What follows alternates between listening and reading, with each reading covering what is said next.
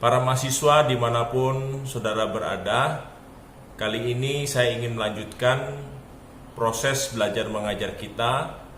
Kita masih ada di bab 4 yang membahas mengenai agama-agama besar yang ada di Indonesia maupun di dunia. Kita akan mempelajari 6 agama yang ada, yang sudah kita pelajari dari minggu yang lalu, yaitu agama Hindu, Buddha, dan Konghucu. Kita mempelajari hanya 2 aspek saja. Yang pertama berbicara tentang sejarah latar belakang serta berdirinya satu agama. Lalu yang kedua kita mempelajari aspek bagaimana kita memahami ajaran utama atau teologi yang mendasari pemahaman agama-agama yang ada. Kali ini saya ingin mengajak saudara untuk melihat lebih jauh tentang agama Islam. Tentunya saya berharap bagi saudara yang memang memiliki latar belakang agama Islam, nanti di dalam proses interaksi saudara bisa menambahkan apa yang saudara rasa kurang untuk saya jelaskan di dalam materi ini. Karena memang saya berupaya untuk membawakan setiap agama secara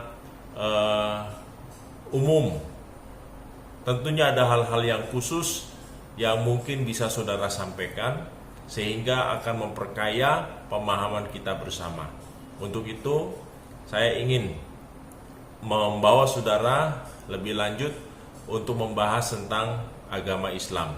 Dan kita tahu bahwa agama Islam merupakan agama terbesar di Indonesia yang rata-rata berpenduduk muslim, dan tercatat dari 270 juta rakyat Indonesia, hampir boleh dibilang 85% itu beragama muslim.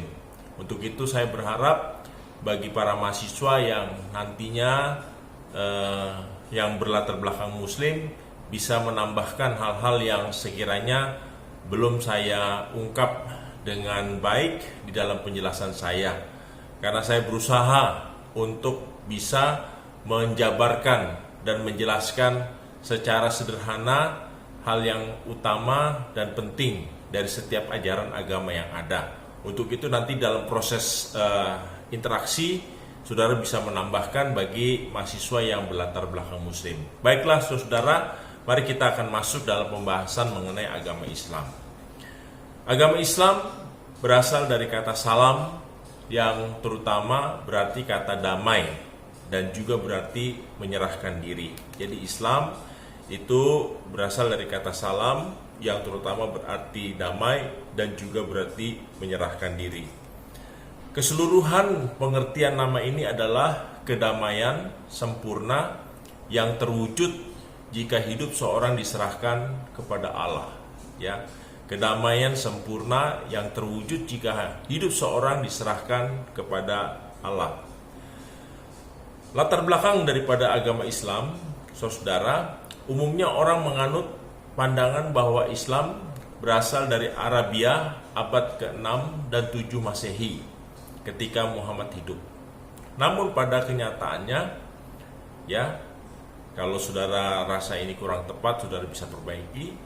Namun pada kenyataannya bahwa pandangan kaum muslim berbeda, ya. Islam itu berasal dari Allah. Ya, Islam berasal dari Allah. Kata Islam sendiri diambil dari kata aslamah, ya. Aslamah itu merupakan kata kerja yang dipakai saat pengorbanan putra Abraham yang digambarkan dalam Al-Qur'an, ya. Yaitu Abraham, ya, Ibrahim, Nabi Ibrahim dan anaknya Ismail. Muhammad dikenal sebagai penutup segala nabi karena ia dipandang sebagai puncak dari segala nabi-nabi Allah yang saleh dan yang ada sebelum beliau, ya. Lalu Muhammad juga tidak lagi ada nabi setelah Muhammad ada, ya. Jadi itu nabi terakhir.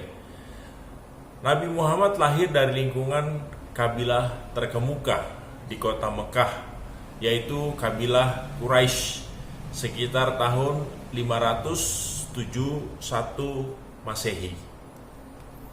Ia diberi gelar Muhammad atau yang terpuji, ya. Jadi kata arti Muhammad itu yang terpuji. Sebelumnya memang sudah dipakai kepada beberapa anak laki-laki, ya.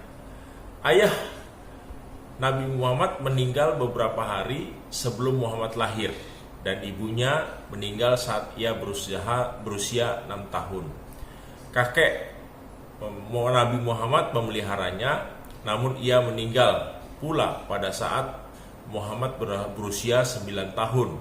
Akhirnya ia dipelihara dalam lingkungan pamannya. Yang berikut, ketika Nabi Muhammad meningkat usia dewasa, ia berusaha dalam bidang khalifah, dagangan, dan umur 25 tahun ia bekerja pada seorang janda kaya yang bernama Khadijah. Akhirnya mereka menikah, walaupun Khadijah pada waktu itu usianya 15 tahun lebih tua dari Nabi Muhammad.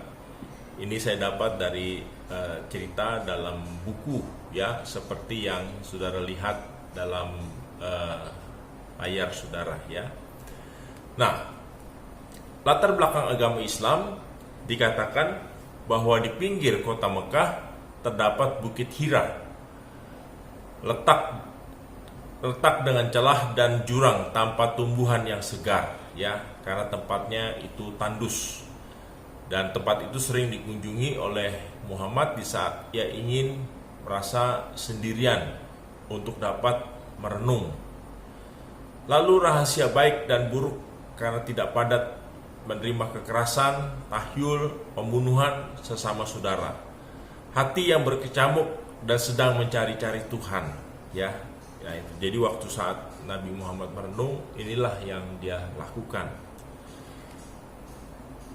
Jin padang pasir tidak mempunyai arti dalam pencariannya. Namun satu dewa, yakni bernama Allah, yang disembah penduduk Mekah, yang bukan satu-satunya Tuhan, mempunyai makna mendalam dalam pencariannya. Keyakinan Muhammad bahwa Allah itu lebih besar daripada apa yang disangka oleh masyarakat Mekah. Ia Tuhan, ya, dia adalah Tuhan yang esa dan satu-satunya tanpa saingan, la ilaha illa Allah, ya. Konsep daripada pengajaran atau pemahaman dasar dari agama Islam, ya, sebagai berikut, saudara, ya, bahwa Allah itu bukan benda, dan karena ia tidak terlihat, ya, bahwa Allah itu bukan benda dan karena itu ia tidak terlihat. Allah juga bukan pusat segala yang bersifat ilahi pada satu Tuhan, ya, melainkan kehendak pribadi yang manunggal, yang meliputi seluruh alam raya dengan kekuasaan dan rahmat-Nya. Allah Maha Besar, Allah Maha Kuasa, penguasa hidup dan mati, Tuhan atas seluruh jagat raya. Dia adalah Allah pencipta langit dan bumi. Allah juga dalam tangannya terletak penguasaan serta kekuasaan yang tidak terbantahkan, ya. Itu yang sedikit penjelasan mengenai agama Islam, ya. Untuk itu saya berharap dari saudara-saudara yang beragama Muslim dapat menambahkan di dalam interaksi kita supaya kita saling melengkapi. Biasanya saudara, di dalam materi pembelajaran ini saya membentuk kelompok-kelompok diskusi, dan kelompok-kelompok itu akan menyusun satu makalah untuk dipresentasikan.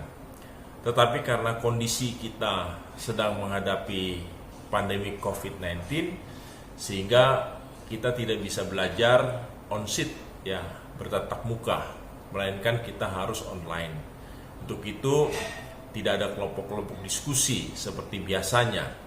Karena melalui kelompok diskusi biasanya kita saling melengkapi, saling memperkaya. Saya paham dan saya mengerti bahwa apa yang saya bahas ini tidak begitu sangat mendalam, tetapi setidak-tidaknya saya memberi gambaran sedikit. Ya, untuk itu di dalam interaksi pada kesempatan perkuliahan kita, saya berharap dari teman-teman yang beragama Muslim bisa menambahkan hal-hal yang tidak saya jelaskan dengan komprehensif. Ya, saya hanya menyinggung sedikit karena saya tidak mau saya menyampaikan sesuatu yang menjadi dasar atau hal yang penting secara keliru. Untuk itu saya mohon bahwa teman-teman yang beragama Muslim bisa membantu saya di dalam menambahkan